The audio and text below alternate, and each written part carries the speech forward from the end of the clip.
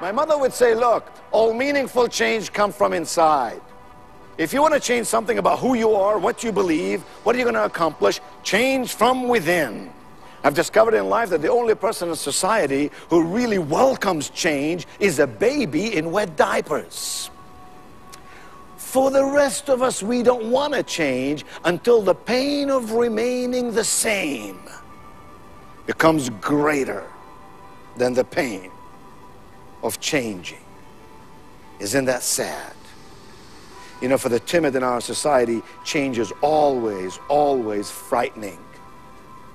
You know, for the comfortable in our society, change is always, always threatening.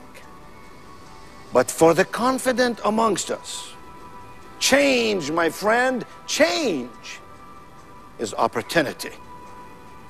I know a little something about change. I came to America with no money, no English, and no connections. Let me tell you how I learned this language I'm using here today. I took a 3x5 card.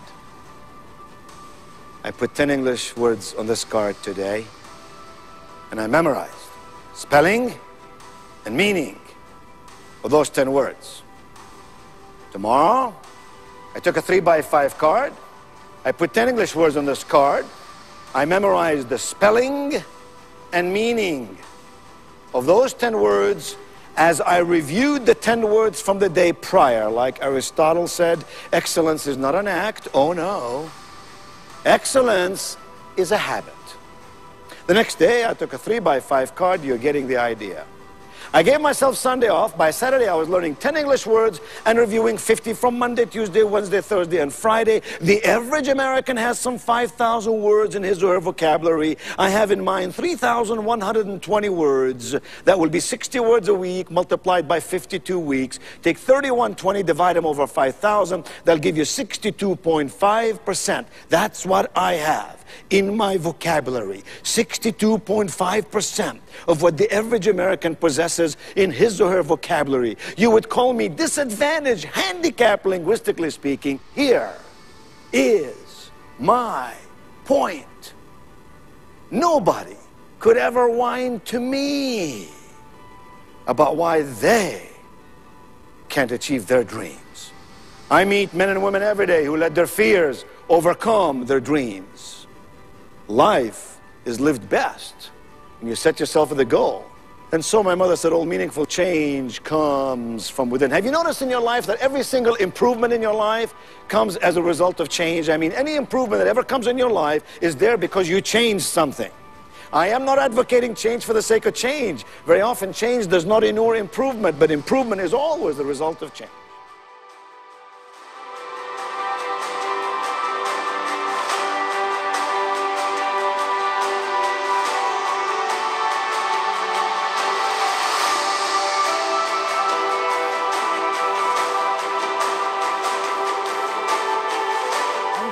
This morning of a question I'm often asked. How do you eliminate fear from your life? And you know, I don't think you ever do. I think you become courageous. You see, courageous people are not people without fear. Courageous people are people that face the things they fear. There's no courage without fear. Whenever you go to do something that you've never done before, fear is going to step in. Now, some people are afraid of flying. People are afraid of different things that can make them very, very uncomfortable. If they don't get over that fear, well, I was afraid of flying. One day I was flying somewhere, and I wasn't very comfortable. I was sitting in the plane. There was a guy sitting beside me. He was very laid back, reading one leg up over the other, reading his newspaper. And we hit some rough weather. I'm going to tell you, it got turbulent. That plane was bouncing all over the place. This guy's there holding his paper, and he never skipped a breath. I was gripping onto the seats, and he just kept reading. When the flight finally smoothed out, I looked over at him, and I hadn't even spoken to him up until that point, and I said, "Pardon me, how come you weren't scared back there?" He smiled, and he said, "Well," he said, "I fly these things. In fact, I train people to fly these things." And I said, "You know, I can't understand why this plane doesn't fall right out of the sky. I mean, why it doesn't go straight down. He started to laugh and he said, you can fly a rock if you've got enough thrust behind it. When he said that, I could see myself throwing a rock, and the rock was flying. You never think of a rock flying when you throw it, but the rock was flying. As long as there's thrust, the rock will fly. Then I got to thinking there's millions of pounds of thrust in these big engines. And you know something? I've never been uncomfortable since.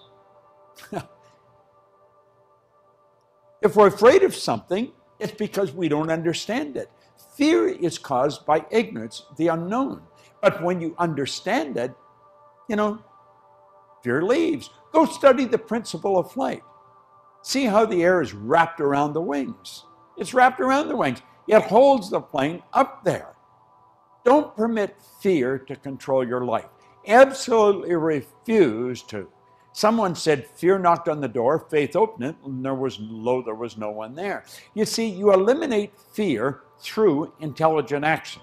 Face the thing you fear, and fear will leave you. I won't permit fear to control my life, not even for 5 minutes.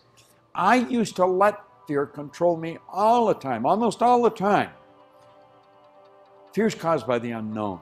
If there's something you're afraid of, go study it, understand it. Talk to someone who's a professional in that particular area. But for goodness sake, don't let it control your life anymore. Think of the people that are afraid to go into their own business. They're afraid to move to the place they'd really like to go. They're afraid to ask the girl or the guy for a date. What are they doing? Their life is drying up. It's shrinking. We're only here for a short time. Make it a good time. Get rid of the fear. Face it. Spot Proctor. Thank you.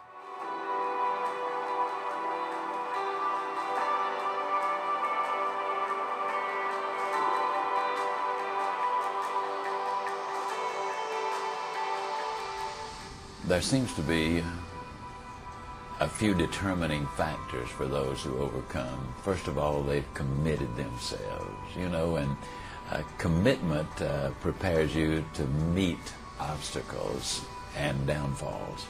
Because if you've made a commitment to do something and disaster strikes or calamities take place or things don't go your way, you immediately start thinking, how do I solve the problem?